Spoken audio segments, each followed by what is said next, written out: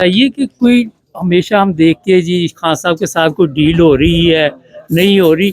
आप समझते हैं कि कोई फ़ौज के साथ मुज़ाकरात चल रहे हैं खान साहब के, या ये सब हवा में छोड़ी जाने वाली बातें हैं?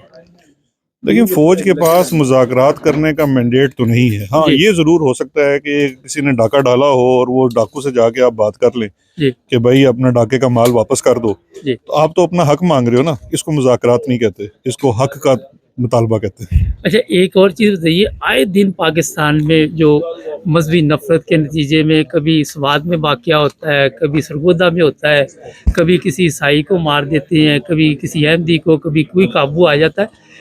आप क्या समझते हैं कि हम मज़हब और सियासत में इतने मिक्स हो चुके हैं कि वापसी का रास्ता है कोई?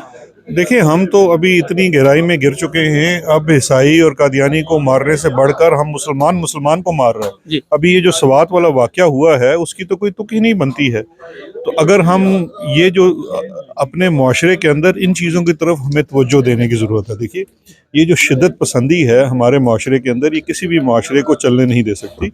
तमाम सियासी जमातों को एक कल्चर पैदा करने की कोशिश है। मैं खुद इसका एक विक्टिम कह सकते हैं कि आप अगर हुकूमत में हैं और आप कोई ऐसे काम, आपकी ज़िम्मेदारी है जो आपने सख्ती करनी है, तो दूसरी जमात आपके ऊपर कादियानी होने का या कुछ और होने का फतवा लगा देती जी। है। ये वो अदम शिद्दत पसंदी है जिसको हमें ख़त्म करना है। हुँ।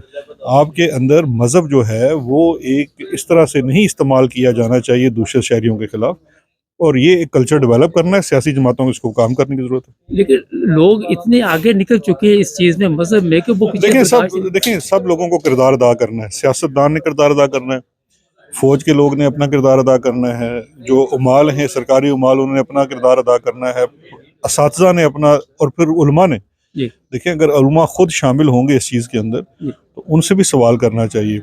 हमारा जो मीडिया इतना वाइब्रेंट मीडिया है, ऐसे हर वाक़े के बाद हर आलिम को जाके सवाल करना चाहिए और उसका स्टांस लेना चाहिए कि वो उस इशू के ऊपर क्या कहता है। सर, खान साहब के ऊपर 200 सर, आपने केस 3 है। सवाल एक किए एक थे, खाना आखिरी ठंडा आखिरी हो गया। 200 केस बने हुए हैं। आप समझते हैं कि कोई जल्द रिहाई उनकी मुमकिन है? कितने केस बने हुए हैं? 200-250 केस है, पता ही नहीं हमें तो कितने सर, बने हुए 170 केस हैं, लेकिन हैं। अजीब हैरत की बात नहीं है। सवाल आपको ये करना चाहिए कि 72 साल की उम्र तक उस शख्स के ऊपर एक ट्रैफिक वायलेशन का भी केस नहीं था। जी, तो 170 केस किस तरह से पैदा हुए? इतने इतने बच्चे तो मतलब खरगोश नहीं देता जितने इन केसों ने दे दिए।